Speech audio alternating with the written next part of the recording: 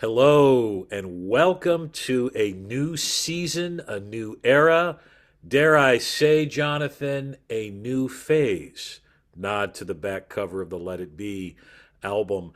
But this is Why the Beatles Matter. This is Sean Gaillard, and I am excited to kick off this new season, this new phase with Jonathan Pretus, who was on season one about a year or so ago, and I am grateful to have my brother in arms, my brother in monkeys and Beatles and all the things here with us. Jonathan, welcome. It's good to be back, man. Thanks for having me, Sean. Hey man, I know you yourself podcast as well, and I know many who follow the Beatles or follow Beatles podcasting world are familiar with ranking the Beatles. Yeah. But for those who may not be familiar with your show and its premise, give folks a little riff on that. Yeah, the dubious origins of ranking the Beatles. It started during lockdown during COVID all those years ago. Sitting Nice. around the house with nothing to do, and wondered to myself if I could rank the entire catalog from least favorite to most favorite. And so over the course of about 3 or 4 days, sat in the kitchen, just kind of drinking wine and doing nothing else but listening to every song in the catalog. And I put everything into a spreadsheet and I organized it least favorite to most favorite, and then made a few adjustments and then locked the spreadsheet. And at that point, it was just going to be Facebook posts, like daily Mhm. Facebook posts, just to have conversations with people while we were all isolated from each other. And after a few weeks, I started getting people recommending that it might be a good podcast. So after a little bit of arm twisting, I managed to convince my wife to do this silly thing with me. And in June or July of 2020, we started ranking the Beatles, the podcast. Every episode features a different guest. We talk about the subsequent song and the rankings as we work our way least favorite to most favorite. And we've been doing that since 2020. I think we have worked our way from my original number was 223 songs in total. And we just started at 223, and I think our most recent one is 67. So we've got 66 episodes to go. We've done a lot of episodes. Wow, that is amazing. And I was fortunate a few years back to be a guest on that, and I do listen to your podcast regularly. And it is, and I think the thing about your premise is that it creates a conversation, and the conversation. Is it's fun. It's fun to talk about, debate. Why you think, and I have this conversation internally, like, why did you put Mr. Moonlight there? That's my top 10. Right, You right. know, why not the Inner Light? Yeah, Or man, give All Together now some love. right, So, right. but you put it through the lens of a conversation, and you've had different guests over the years, and even though I'm not on the episode, I feel like I'm sitting at a coffee table or sitting backstage, after a gig with you all, Mhm. and we're just shooting the breeze. And Uh, that's exactly like the origin of the whole idea is like these were conversations I was regularly having with friends, with musicians, in vans and tour buses in the green room of venues, in bars, just like these were the conversations that we always ended up having. And so it was a really natural kind of progression to turn it into this thing. And it started out as me just kind of calling musicians in my mhm. phone, like, "Hey, do you want to do this thing? Like, you're not doing anything either." Um, so, and then from there, like, I started meeting all these great other, Beatle people, authors and podcasters and hosts, and just all these different people, and have gotten to like become friends with all these folks, like yourself included, who like you have so much in common, and your paths had not yet crossed.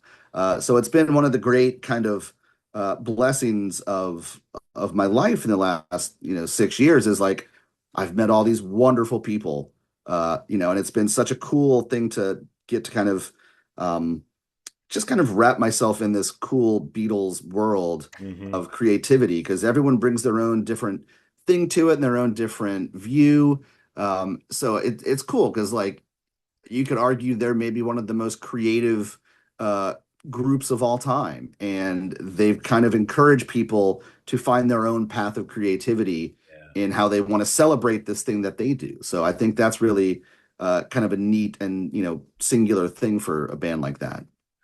And there's a thing there too about inclusion. So as you were kind of sharing this and talking about the premise, I hearken back to the 1968 Beatles David Frost television appearance, and Hmm. where the older I get, and looking at Hey Jude when they perform that, the more emotional I get, because you see, they, for those who may not be familiar with this clip, it's a very famous performance of the Beatles. It's their first live television performance in 2 years or something like that. Hmm. And at the end of Hey Jude, during the outro, uh, all of these audience members and folks, I think that they literally pulled off the street, Hmm. come in and gather around the band, and they're singing along, and it's a diverse group, different Yeah. ages, different ethnicities, different cultures, and I think that's the thing about the Beatles, and I think that what makes them great, and I think they connect all of us in some way. Yeah. Had there been no Beatles, I wouldn't have found you, and found somebody who appreciates the Wichita Train Whistle Sings album Yes. as much as I do. I thought I was the only one on this planet that Right. that appreciates this kind of obscure Mike Nesmith instrumental album that went Well, nowhere. had you not written the Pepper Effect, maybe you would have written like the Headquarters Effect, Ooh, and we would have somehow still ooh. crossed paths in our hardcore monkeys devotion. There, the day is still young for something like the Headquarters Effect. That might be something we need to write together, my friend. Right. There you go. We may need to do that. So, speaking of Headquarters, watch this hat trick. Okay. So, I'm sure at some point in 1966, our four friends from the Monkees, were excited to pick up the new album that had landed their way. Maybe, I think we're talking summer of '66, the Hmm. Revolver album, which I have the little super deluxe edition here, Nice. and you must know that there is a particular song, and I'm gonna hand it to you, and to kind of seg into Revolver. There is a direct connection between Revolver and the Monkees with a certain George Harrison song. Go, Yeah. Jonathan. The first track on Headquarters, you told me, starts with a very familiar sounding count in. Basically exactly what you hear at the start of Taxman. I think I do think that is a bit of a tip of the cap to the Beatles, who they acknowledged, the Monkees acknowledged throughout their entire career, like that was the inspiration behind their whole thing. So yeah, I think that's a little bit of a tip of the cap, the little 1, 2, 3, 4 count ins that they have there. Yes, and to add to that, there is a bit of a nick as well by a said Mr. Nesmith 1 year later on Pleasant Valley Sunday. And if I'm not mistaken, that riff, that iconic riff, he basically stole from "I Want to Tell You," Hmm. on on Yep. on the Revolver album, and he Yep. basically sped up the riff. Yeah. And he's I've admitted that. tried to shoehorn that riff into "I Want to Tell You" when my band plays it, and I can never quite get it in there. And other band members look at me going, "What are you doing?" Like they're not familiar with the connection there, but yeah, no, You never know. that's a straight up rip off there. So what is it about this album, man? What is your kinship with Revolver? What is it that, and I know that there's, I don't know if all of the songs have been listed or ranked as of yet. I don't think they have on the podcast. They have Maybe. not. I'm looking at the list currently. so for our listeners here, my list exists on a color-coded spreadsheet, which is incredibly nerdy. But I can then filter it to look at exactly where my Revolver rankings lie. And as I'm looking at it, and I know I mentioned we I've gotten worked our way up to number 67. I've only got four Revolver songs left. Um, and I thought that was interesting because I will sit here all day and tell you that Revolver is my favorite Beatles album. Um, I think a lot of the songs, when you remove them from the context, maybe I don't know, they don't necessarily do the things that other things do for me. Because as I'm looking back, I start with Love You Too came in at 219. Um, I Want to Tell You was at 155, Yellow Submarine 153, Good Day Sunshine at 138, Dr. Robert 137, Got to Get You Into My Life 133, She Said 118, Here, There, and Everywhere 111, For No One at 80, Taxman at 79, and then the remaining four have yet to come. Um, but yeah, so I think it's interesting. A lot of them are grouped kind of in the same area for me. Hmm. Uh, and it's weird to consider like the difference of taking in a song as an isolation, like as its own separate thing versus within a context of the album. Because you would think I don't like this album very much if you looked at just the rankings alone, but it's my favorite album. I was thinking back to try to remember the first time I heard it. And I think I came into it a little bit later in kind of my uh taking in of the entire catalog, because I started with Red and Blue, so I knew kind of like I think the only thing off the Red and Blue album was Yellow Submarine and maybe Taxman and no, Eleanor Rigby. Eleanor Rigby. Yeah, you had those three. Um and then I got Help, and I think then the White Album. So it took me a few purchases, and at 12 years old, you got to cut a lot of grass to go afford a 18.99 CD or whatever they used to cost back in the day.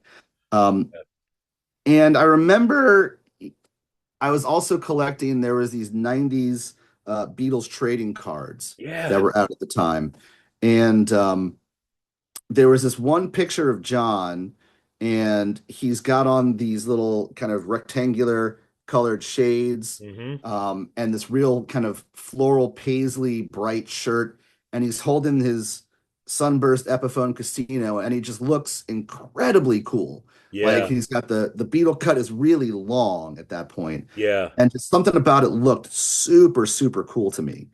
And then I remember getting Revolver and seeing the picture on the back cover of it, which, if I remember correctly, on the CD was on the back of the booklet, not Yeah. the back of the jewel case. No, it's not. And thinking to myself, this has to be that same time. This is that same session. And Yeah. that coolness that inherent visual coolness is it's an audibly present thing on this record. And I think it's the first record where, the Beatles in the early 60s are arguably like the coolest four people on the planet. Like Hmm. there's no one more in demand, there's no one more on top of their game. They're setting all the trends. They're setting trends in fashion. They're setting trends in music, in film and photography. Like they are the trendsetter of the time. And I think the time of Revolver is when they start to realize, like, not that they don't start to realize it, they start to act like they're the coolest. Yeah. And like it starts off with what I've heard in the last few years called acid indifference. It's this kind of like too cool for school mentality that you get like once you've seen the other side of what acid brings to the The picture in life. void. Yeah. And it's there from the word go with the count in with the just one, two, Dude. three. Like they're just there being cool as hell. Yeah. And that vibe kind of exists throughout the entire record. Um, and there was just something about every song was different. Um, nothing, it was not the kind of like classic Beatle thing you'd gotten used to, but it wasn't the more rootsy later Beatles thing that I'd heard through like the Blue album. And so something about it just always stood out to me.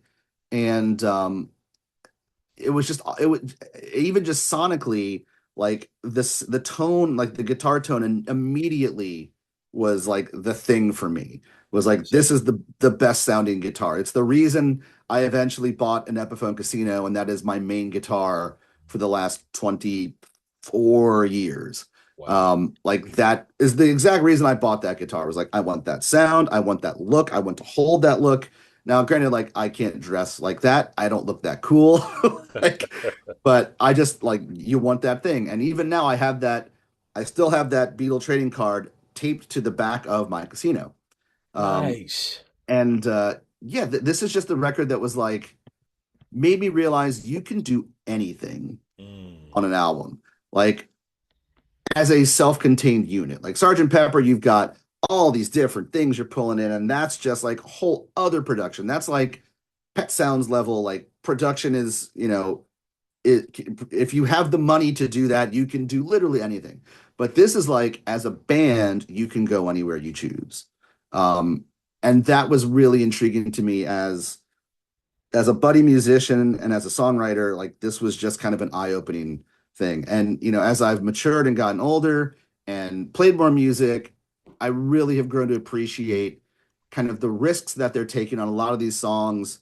They're doing things that don't often lend themselves to commerciality, which is really brave for the band who lives and dies by the pop catalog in 1966. Um, and it's kind of like now where like pop records come and go so fast. If you don't stay on the charts, you're forgotten. Right. And they've kind of done the thing where like, Rubber Soul came out in December. This came out in August the following year. That's a long time to not have new music out for a band at that point. That's right. They could have easily been wiped off the charts by whatever the next thing, like the Stones or the Monkees or whoever. But they just came out with something that's so strong and so undeniable. Um, yeah, this record is just it's the coolest sounding record, from start to finish. Like everyone just sounds cool. The playing is cool. Mhm. I'm gonna say cool a million times, but like that's But the you're thing I right. think of with this record is like it's just freaking cool, man. Like Yeah. It how do you it get it cooler than that? it is. I mean, I've got I'm holding the back cover of the album, and you're Yeah. right. Like, there's different permutations and eras of the Beatles, and there's something there for everyone. People, might gravitate, towards when they were in Hamburg, or the rising Beatles, and then the Mop Tops and Fab, and yet and you've got the Sergeant Pepper, and then the return to the White Album. But then you're right. There's this confidence. There's this coolness that, and not in the using this in the negative sense, but in every bit of the positive. Like Hmm. they know they're cool. The dress, the guitars. You think about the promo, films that they made for Paperback Writer and Rain. During that Hmm. time, Ringo doesn't even. They don't even show up. Ringo's too doesn't have a drum set. Yeah. He's just sitting there. Just He's sitting leaning there. against the whatever that monument thing is, and Hmm. he's just sitting there, and he's just okay. And he's nodding his head. He's just cool. Yeah. Just cool. It's kind of like, you look at a front man, for example, like, you know, Liam Gallagher, he just stands there because he's just cool. He Yeah. doesn't need to do anything else. He doesn't need to jump around. Doesn't need to Yeah. get you to clap. He's just going to stand there and he's going to look good doing it. And that's what Ringo's doing there. And I'm noticing as you're holding that, this is the first group image on a Beatles record where they're not looking at the camera. They're not looking to the Yeah. record, to the person holding the record for the first time. They're just looking to each other. So that's really interesting because it's like they've closed ranks. They're their own thing now. And Yes. you're welcome to look in and join, but you're not a part of it necessarily. Like you're not as cool Exactly. as that. Yeah, you're not as cool as that. Nah, man. Like I can't hang in that conversation. No, I don't there's know no what they've way. done. No, No, no. no, I'm nowhere near this at all. Yeah. I can't even get in the building, but we give them that pass, right? Yeah. But you're right. You do get a sense in this picture, even though this album, is otherworldly in many cases, and surreal and earthy, or and somber, but yet at the end of the day, they're hey, we were just a band. We're four guys from Yeah. Liverpool, and you get the sense of this camaraderie, Hmm. this is this unit, and it's Yeah. us. And yeah, you could come if you want to, but at the end of the day, it's just the four of us. Yeah. Yeah. That's really interesting because, like I feel like, they talked about, the early days, how everything's like, you know, from me to you, please, Yeah, please me, yeah, thank you, girl. Like Paul always talks about those as like they're writing to the fans. And now they're really just writing for themselves as artists. And they're trying to kind of please their own inner self and, write about themselves and write about the things that they think and that they feel. And, I think that's where it makes it, a big leap for them is like yeah, it's no longer they've left the pop thing behind for the most part, like they're yeah, no longer the Brit pop or not the Brit pop band. They're no longer the British invasion pop band. They are now yeah. like art and they're artists now. It's art pop, right? Yeah. And but that's a good point about the lyrics. I mean, there is something exclusive about them as a unit, Hmm. but yet there's still, and very few bands can pull this off, but yet everyone's invited. We Yeah. talked earlier about, Hey Jude, and everyone coming Hmm. on the set. And then I love, Paul has said about, the early lyrics were intentional. We were inviting the friend. She loves you Hmm. is it can be any conversation that any one of us had, with a mate about, hey, she checked the box, yes, man, and Right. she loves you, you know. Yeah. Um, and Rubber Soul, which George Harrison, said in the anthology series very famously, he felt Rubber Soul and Revolver were like volume one and volume two. Hmm. And where you see them shedding some of that pop sensibility, specifically in a song like "In My Life," where they're looking inward, and it's almost like that song "In My Life" was the it kind of gave them permission to do songs like this, where we're much Yeah. more interior. Eleanor Hmm. Rigby, could be a kitchen sink British drama or an impressionistic painting, and it's very internal. You have a song like "I'm Only Sleeping," which is almost like rain. What happens when the rain stops? You go to bed, or what have Hmm. you, and it's very internal. I probably the only exception to that is "I Want to Tell You," where Yeah.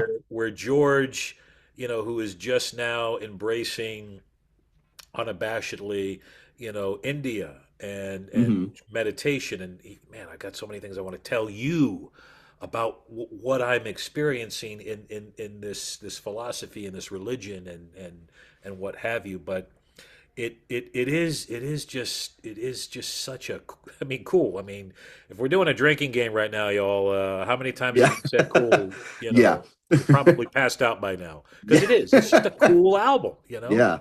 Well, and and the indifference thing, it's funny you mentioned that with George. Um, you if you think about the lyrics on I Want to Tell You, it's like if I seem to act unkind, it's only me, it's not my mind that is confusing things. Right. Like it's not that I'm unkind, it's just how I am. Like I'm just cool. Yeah. And then he does the same thing in Love You Too. He's like, I'll make love to you if If you you want. want me to. Like it's so laissez-faire about all of it, I'm only sleeping is just kind of like I'm sleeping, I'm good, man. Like I'm just chill. Yeah. Don't bug me. Like it's all very like stoner, acid kind of just like leave me alone, man. I'm Yeah. mellow. Well, they all said, like Rubber Soul was the pot album and Hmm. Revolver, they've all gone on record. Yeah, that was the acid album. And it's funny when you're quoting George there, I'm thinking of I don't want to go on the roof. Yeah, I I don't love that. I don't want to go on the I roof. don't want to go on the roof. I love the honesty though. Like that's so nice. Yeah. And But it Ringo's like, also shows like he's the ultimate team player. Like everyone else was like, let's go on the roof. He's like, fine, I'll go on the roof. I'll just But go. then he has a blast up there. Like He he's having a does. good time. Yeah. Sometimes he just needs a little push out of his shell. Yeah. Where Yeah. he defiantly, when Mal Evans comes over to turn off the amp, and he's like, "F you, man, I'm Yeah, man. push it back on." No, we're not. No, I don't Yep. care. We're playing. Yeah. Yep. When it came time to pick up the instruments, like they were good to go. All the other Yeah. BS went away. So with Revolver, and it being its 60th birthday Mm. today. Well, not today, but this year rather. Um, why do you what do you put on the longevity of this album? Why do you think it's lasted so long and been so beloved? I don't think it sounds dated. I think that's a lot of it. Like Hmm. this sounds like a record that could have come out in any decade.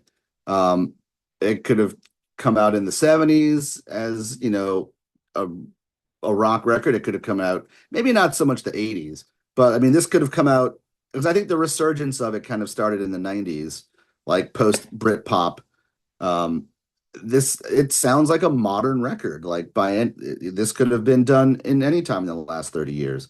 A lot of that I think goes to guitar tone, like I was mentioning earlier. Like a lot of the bands that we heard in the 90s, 2000s and onward are playing semi-hollow or hollow body Epiphones and Gibsons, like through a Vox, like that became that sound. Um, a song like Tomorrow Never Knows is kind of what births the electronic movement. Yep. That's what gives you, in the 90s, you get things like the Chemical Brothers hit the charts with the song like Let Forever Be, which sounds just like Tomorrow Never Knows. That's right. It like Fatboy Slim, The Prodigy, like they all look to those kind of things as like that song is like that's the birth of that whole thing that carries through today. And so I think a lot of it is just, it doesn't sound of the time. Like as much as I love everything that came before this, like it kind of sounds like 1965 at times, or it sounds Hmm. like 64 or 63. Like those those early records, like they sound kind of thin. They're very clean. The guitar tones are very clean and jangly, and there's nothing like with that robustness to it. And now here, like you're miking the bass drum for the first time, so you Nice. get this low end thud that you don't get on previous records. You start to get these modern techniques that are used even today that I think is kind of what pulls it all. And also like the songwriting is just so good on it. Like as I'm looking through here, Eleanor Rigby, that's a classic. Yep. Here, There, and Everywhere, that's a classic. Uh, Good Day Sunshine, that's a classic. Classic. I mean, Paul is knocking out classics left and right here. Like this is the record for Paul, I think, where he kind of cracks into his final form of like, and this is not his final form, but this is like one of many final forms where it's like he's hit the end of the growth spurt and now he's Paul McCartney. And he's, Yeah. there's all the talk about, John's the leader in the early years. And I think this is where, Paul's like the scales are completely even here between the two of them. Like they are both on the same level. No one Hmm. is better than the other. They're both pumping out amazing, great songs. And they are they are a force that no one can stop at this point. Um, John's maybe a little less commercial with some of his stuff. Like, and a lot of that is the acid, I think also. Like he's just doing what he wants to do, but it's so great at this point. So yeah, I think that's a lot of it. And it's one of those records that like it's fresh no matter how often you listen to it. It's still always fresh. Yeah, and a lot of that, I think the sound, we would be remiss if we didn't mention George Martin. Hmm. Jeff Emerick, who was what, 20 years old, Yeah. 21? This was his first, Tomorrow Never Knows was his first session That's as the engineer bananas. with the Beatles. He's a kid, Wow. and I the sound of this album is phenomenal. Mono, What'd you do your stereo. first week at work? I changed recording as we know it. Yeah, No big exactly. deal. Like Exactly. crazy. Everything that you're doing as a kid, you're let free, and we're now sticking, pencils and loops, and we're turning the studio becomes the instrument, which Hmm. again isn't all that far from what Brian Wilson was doing with Pet Sounds. Right. And Hmm. the studio is the instrument, and it's Yeah. more about how we capture sound through through Hmm. through the lens of the studio, and And we it doesn't matter if we can't reproduce it in a concert setting. That's the other yes, thing. Like yes. they're writing without concern for that, which I think is a big weight off their back. That's Like, true because I think I'm pretty sure they all said, or Paul said, we purposely recorded this album so that it would not be reproduced on stage, mhm. and we're fine with that. Yeah, it just Uh, wasn't the concern. And I think before that, everything else they wrote, whether it was subconscious or not, everything on Rubber Soul could be performed live. Everything.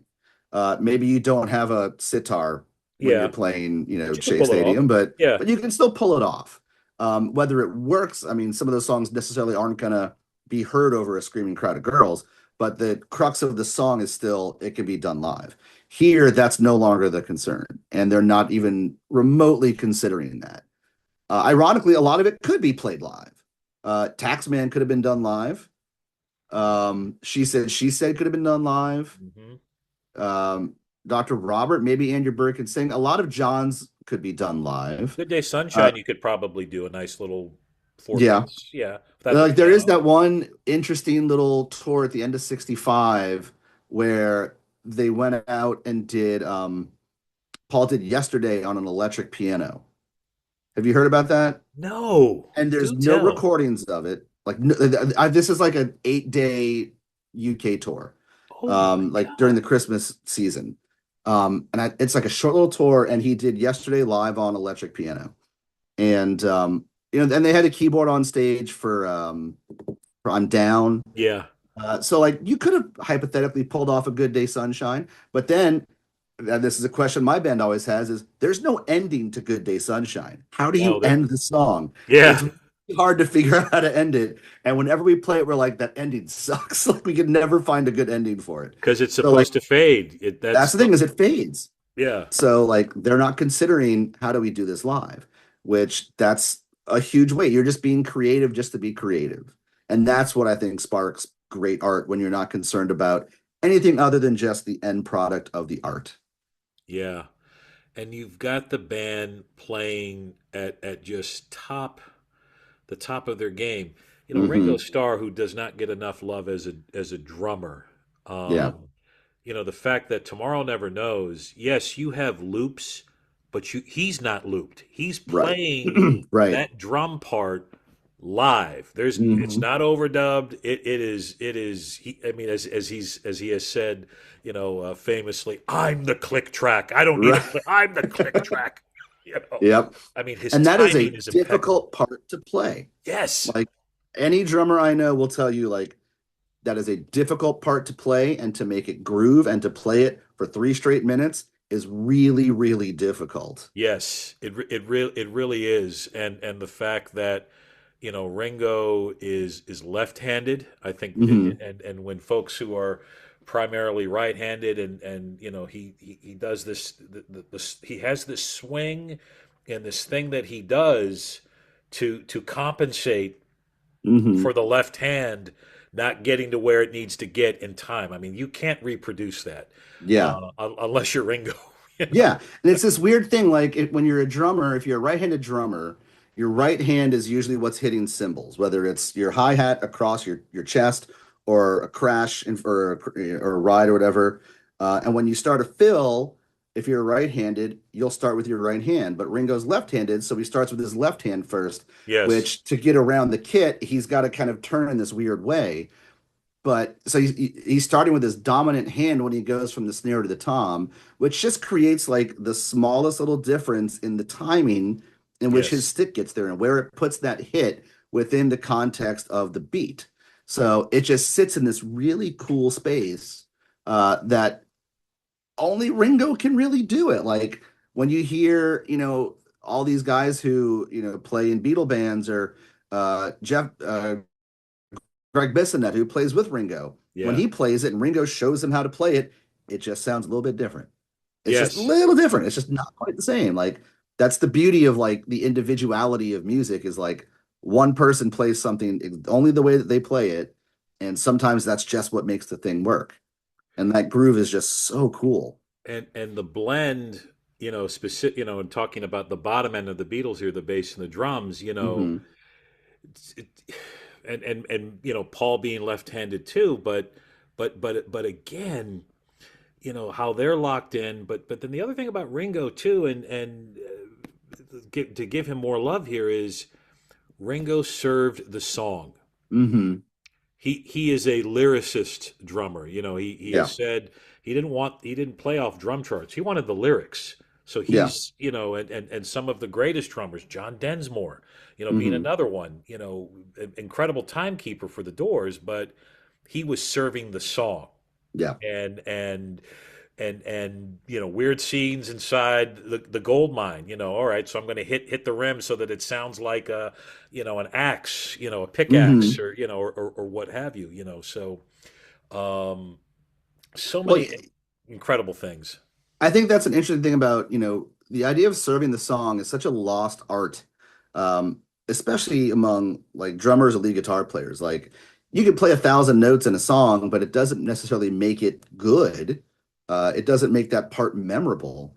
And Yeah, Ringo's thing, it's almost like he approached it like, I would argue that Ringo is as much a songwriter as any other member of that band, even though he agreed. wrote a very small number of songs. He's writing a song from a percussive part in that like maybe his strength is not writing lyrics or melody, but it's writing the bits that support that. And I think, that's that's just as important as the lyrics of a song, Hmm. is finding that groove and finding those places where to let everything else shine to make the whole thing like the sum is better than the whole, or the whole is better than the sum of its parts, whatever that, Yeah, whatever that, you get what I'm saying. I got you. But yeah, I think that is the most important thing. Like, you know, I'll have discussions with people where they're like, well, Ringo's not as good as like Ginger Baker. It's like, well, what are we comparing? Like, that's Yeah, totally like, could you imagine a Ginger Baker or a Mitch Mitchell playing over Tomorrow Never Knows and throwing all these wild fills in there? You don't need that. That's no, you not don't. what the song itself needs. And the song is the ultimate prize. Like, it's not about Yes, that song's great because it's got a great drum part. No, the song's great because the song is great. yes, Great drum part makes the song great. And sometimes all that drum part needs to be is the support. yes. And kind of picking up on that, you and I love to nerd out on like these little nuances in songs, so whether it's Nesmith talk singing, right? Hmm. Um, or the slight little mistake that Peter Tork makes on Pleasant Valley Sunday on the keyboard. You hear him hit a bum note, but he keeps playing anyway. Hmm. And you can't not hear that now when you hear the Yeah. song. Um, for me on this album, there's just so many little bits and moments. For example, on Here, There, and Everywhere, I always love that little finger snap that you hear. It's Hmm. slight. It's not mic'd up, but they're snapping a little bit. And to me, that's just such a priceless moment um, Yeah. on a song like that. What are those for you on this album, Jonathan? I love that one because it puts you in the room with them. Like you almost feel Yeah. like you're they're around you doing these gorgeous three-part harmonies. I really love in Good Day Sunshine when she feels good, she feels good. Yes. Like you just this little Yes. thing, this little John No, voice she in the don't. background is Yeah. is good. Feels good. I love that. Um, I love the yawn in I'm Only Sleeping that Paul does. Yes. Yes. Like that's so cool. We do my band just recorded a version of it that's very like slow, kind of Dixieland, Preservation Hall jazz version of it. And there's no guitar on it except for like the little ba bum bum bum bum part. So I had like nothing to play on that song. Oh man. And I was doing backing vocals and I was like, we got to get the yawn in there, guys. So like I did yawn, and then we had this like debate for 2 days of like how loud the yawn should be in the mix. Yeah. Like, look, as long as it's there and it's ear candy, it doesn't need to be in the front. But things like that, I love hearing things like that. I love the intro of Taxman, like just hearing all the little voices in the background and little Hmm. coughing and things like that. Yes. It's so cool. Um, I always want to hear, Dr. Robert fades out really early, but it also the end is there. Like Hmm. I just want the whole thing. I want to Dr. Robert. I want to turn it up so I can hear them end it. Yeah. Things like that. Like there's so much little cool stuff like that on this record. Yellow Submarine, there's all this fun stuff. You put it on in headphones and you hear this little marching band while going Yes. around EMI studios. Like that's the coolest. Like I love hearing that kind of stuff. Yeah. Or Patty Harrison, the high laughter on that. She's the one doing, oh, that I Yeah. can't even emulate that, but I just Right. love that moment. Um, and then even the little mini, and again, I think this is to your point about like the album transcends time because any other band, 66, 67, 68 would have kept up the volume on the sitar freakout on the fade of Love You Too. Like that would have Hmm. been like I could see Eric Burdon and the Animals or the Eric Burdon and the New Animals like extending that, or the Lemon Pipers, you know. Hmm. But it fades out beautifully. But I love that little moment. Like whoa, wait, they're getting into some territory It's here. going somewhere. Where's it going? Yeah. Where's it going? And Yep. but it just hits so nicely, and beautifully to again to transcend the time, Yeah. and not to be so indulgent as some bands were with sitars and phasing and Here's backwards the eight stuff. minute backwards sitar solo, and you're gonna love it, I promise. Yeah, I mean, who knows? I Right. mean, let's make a case for the surviving members of the Lemon Pipers to get back together and yeah, do Green Tambourine, but do Love You Too and Right. extend it. Let's do that, man. I'll I put my will name on be the I'll be the Reuben I'll sign up for Kincaid to that. your George Martin on this Lemon Pipers project, Yes. man. I'm in. I'm in. Yeah, You I may, was thinking also this morning, I was listening to this and we were talking before we got on here about the new McCartney record. oh yeah, Um I gotta I gotta and I gotta make a plug for it. Here it there you is. go, the Boys of Dungeon Lane. It's The beautiful. closing song on that record, Mama Oh Gets my, By, yes. is kind of like it's like a sequel to Eleanor Rigby. Like it's that same through line of like songs about like working class women that he's always Mhm. kind of done from like Eleanor Rigby, Lady Madonna, and onwards, like this is that kind of thing that he does. And it's so sweet and it's Hmm. poignant And there's like a and darkness to it. Like yeah. it's not like, it's all kind of minor key. Mama gets by while Papa gets high. She loves him even though he's, kind of a lazy, burnout. And like there's a lot of minor chords in it. And it's not like a look how beautiful this love story is. It's like Hmm. this is a love that is complicated and dark and, not always perfect, but it's love. And that's very real. And I think that's one of the great things about the way Paul writes, especially, is like he writes things that are like based in reality that are so connectable to people. Yeah. It's I'm looking at the second verse here, the lyric here, and if it rains, she never complains. She's tough enough to make it through the storm. Mm, As a former high school English teacher, I mean that's just such a nice little neat little gem. It's a teachable moment, yeah. and it does hearken back to the world of Eleanor Rigby. But it is such an amazing closer. One Hmm. and two, as we talked about, you use the words for this album graceful and elegant, which again harkens back to a song like For No One, Yeah. Eleanor Rigby, Here, There, and Everywhere. Kind of like those three slow Paul songs that have a little bof classical and Baroque Hmm. influence. There is a grace and elegance to those songs, just as there's a grace and elegance throughout all of the Boys of Dungeon Lane. It's Yeah. just such a neat album. Yeah. I think Revolver is where Paul becomes the Paul McCartney who eventually is going to go on to write The Boys of Dungeon Lane. Like he grows out of the, writing pop songs for the teen audience to like a full-fledged artist, I think, at this point. And maybe that started earlier with Yesterday, but I think this is where he is fully in control of his powers. Yeah. Yeah.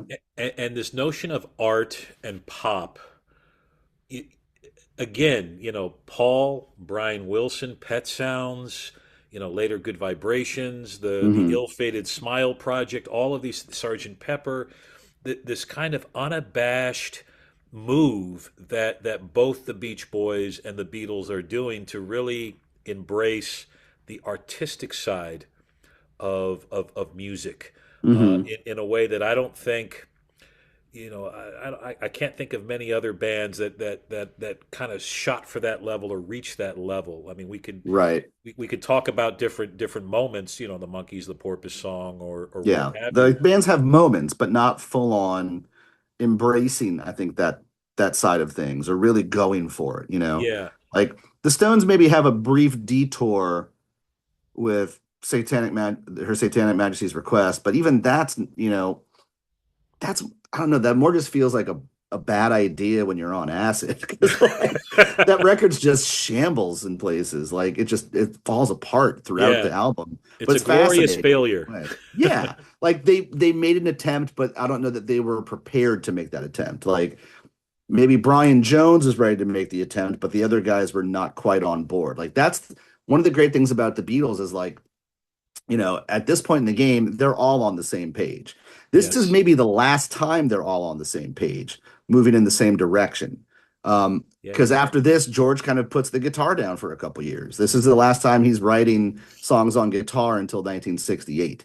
So I think this is the last time where you've got everybody pulling equal weight in the same direction. And that's what I think makes it, so it's like they're at the height of their powers, all going full force in the same direction. It's like they're like the 98 Bulls. Like it's yeah. like you can't beat this team at that point, and they're going to be the top of the mountain. And the fact too, here's the other thing, had the Beatles decided to make that third film, Yeah. right? We probably wouldn't have got, or we would have got a very slightly pared down Revolver type album, to Hmm. cash in on the Christmas scene. Yeah. They were able to use their time in the studio because their Hmm. calendar was freed up. Because the calendar originally they were supposed to do whatever it was, a talent for loving or whatever. Hmm. They rejected the film, but again, I think the notion that they had time and that they could, begin to explore what the studio could do, and you had such a wonderful mentor and guide in George Martin, who was Hmm. like, yeah, okay, okay, let's see what happens if we do loops. You want to do a Yeah. backwards guitar? Okay, I mean, just all of these guys like all on the same page. I think that's what makes this album great. Yeah.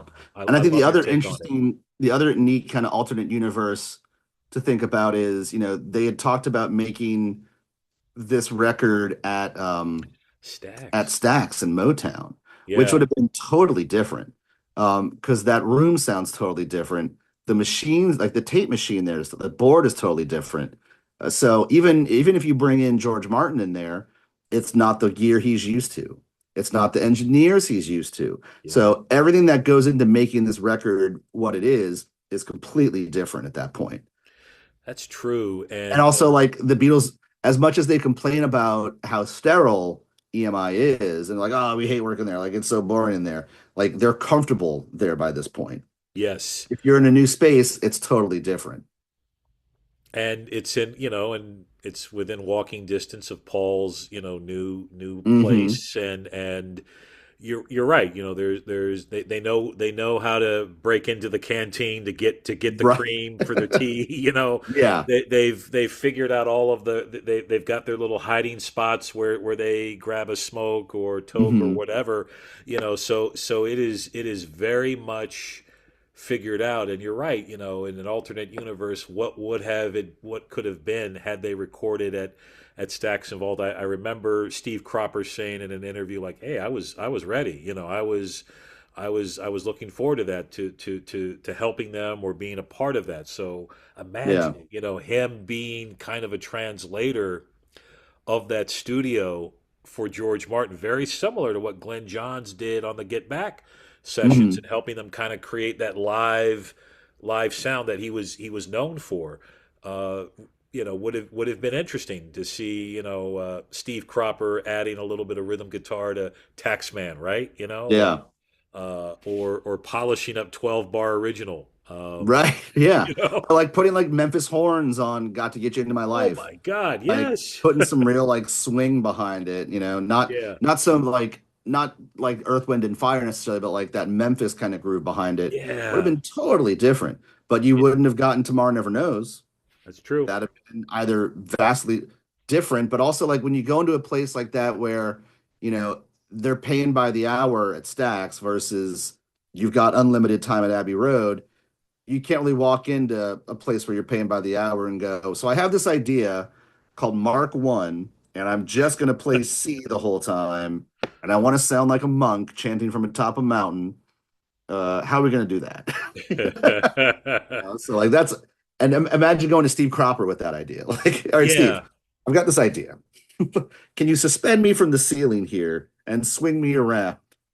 Well, if you think about it, and down the road, a state or two over, Dylan's recording "Blonde on Blonde" in Yep. Nashville Hmm. with so I guess what I'm saying is the premise of these two seemingly dissimilar worlds, Dylan's world, that Wild Mercury sound with these Hmm. Nashville cats, and remember, he was writing some of that stuff in the studio. He came with a few lyrics, but some of those songs, like I think "Sad Eye Lady of the Lowlands" or one of those songs, he just wrote in the studio while the rest of the band was waiting, playing Hmm. ping pong. Now, again, it'd be interesting to see the Beatles in this alternate universe doing something similar at Stax and Vault, and what would that look like? What would that Yeah. be?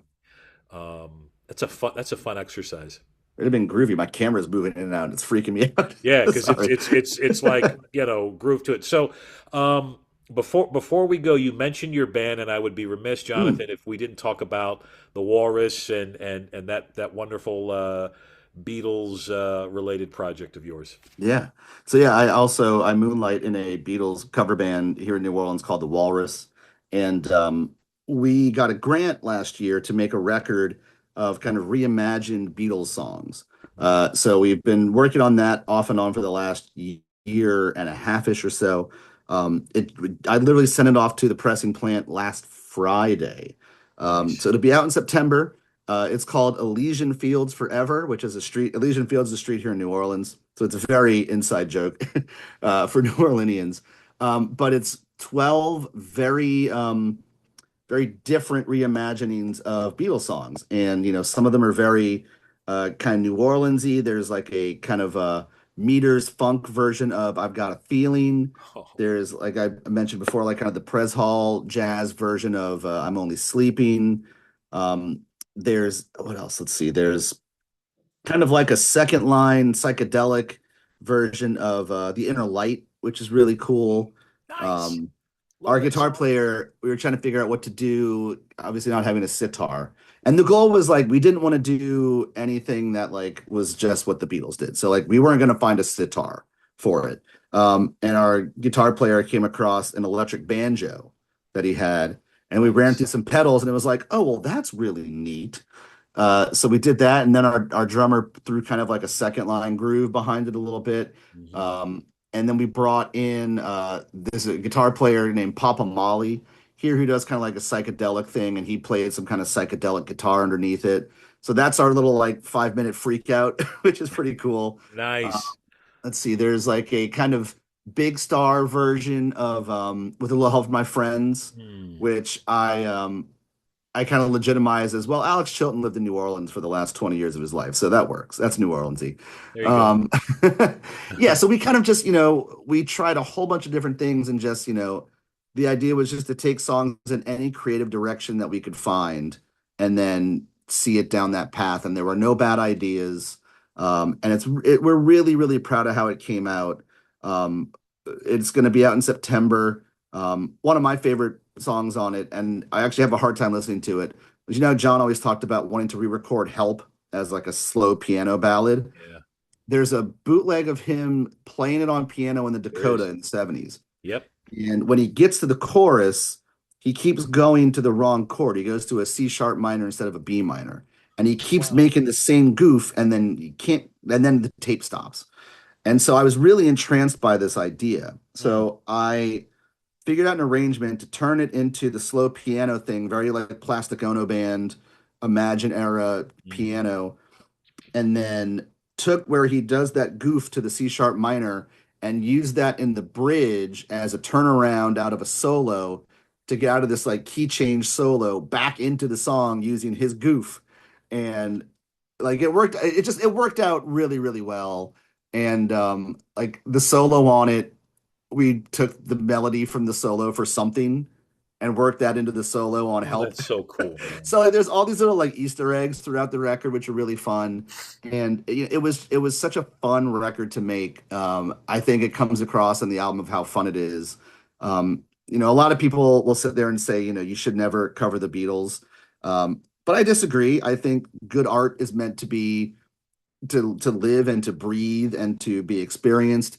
And it's just another interpretation of great music, and I think we did a really good job with it, and I can't wait for it to come out. It'll be out, I think, end of September.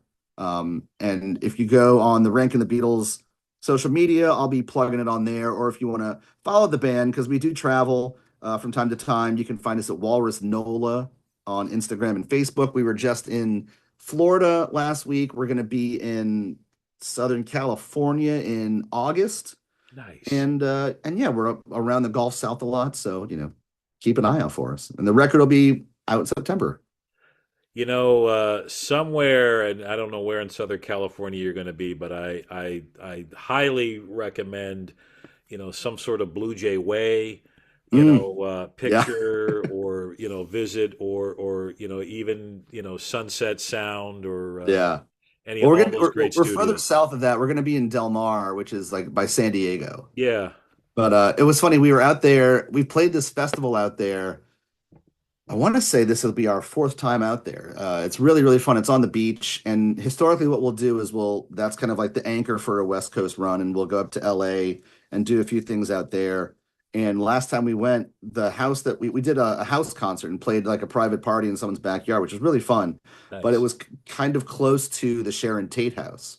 Oh, and we were like, well, we're not going to play Helter Skelter today. No, or Blackbird or Piggies. None of those. Yeah, none of that is happening today. Yeah, we're not doing And someone actually was like, you guys should play Helter Skelter. I was like, no, we're not doing that. We won't. No. A little too close to the source for that. I don't want to go on the roof. No, I did not want to go on that roof at all. But if you're going to be near San Diego, then you're near the San Diego Zoo. So the Walrus needs to make a Pet Sounds pilgrimage. We do. I think we have one free day out there. It's a quick turnaround, but we do have a free day, so that might be the free day. Awesome, man. Well, I'm excited about this new album. I'm Thanks, looking man. forward to picking up a copy and blogging my own imaginary liner notes about it. I know it's going to be great, and I'm really excited. But most importantly, Jonathan, I'm grateful always for the kinship in music and the brotherhood and the connection. I've really enjoyed our conversation, man. Likewise, Sean. It's always a pleasure to get to talk with you, and I'm like I said before, I'm really glad that our paths have crossed through these projects that we do. And it's really cool and special to get to kind of make these connections with people and establish these friendships with this band that hasn't existed for like almost 60 years. Exactly. Yeah. And in the meantime, plug for the boys of Dungeon Lane. Yeah. Guys, and I can't wait for it to land your way. And a plug for Long Long Road. Ringo's country album is really good. Yes, I've got to pick that up. You're absolutely right. Really That's good. Great. He's doing some great things with Yeah. T-Bone Burnett and with country and which it's not new. Him and country music is not new. Yeah. He is a But he does it really well. he really does, You and can it tell works. he loves the music, he loves the material, and that's what makes it work. And it just sounds so beautiful, man. The sound that Yeah. they're squeezing out of there, and of course, Revolver. Happy 60th anniversary to this masterpiece. And then speaking of 60, man, you better pick up Good Times. The Monkees' Good Times. That's such a good album. It is, man. I can't believe it's 10 years old. It feels like I that's know. 10 Where's years the went by time pretty gone? fast. Jeez. Oh my 10 God. years. But Yeah. anyway, folks, I will be sure to put all of connections in the show notes to the Walrus and ranking the Beatles, and Jonathan's wonderful work that he's doing to preserve the legacy of love that is the Beatles. It really is just powerful and inspiring. And who knows, we may have to come up with the headquarter effect. I think we're onto something, my I friend. love that idea. I love it. Let's do it, man. I really do, man.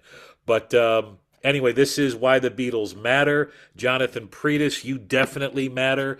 And I look forward to all of your future adventures. And thank you all for tuning in. I'll catch you on the flip side.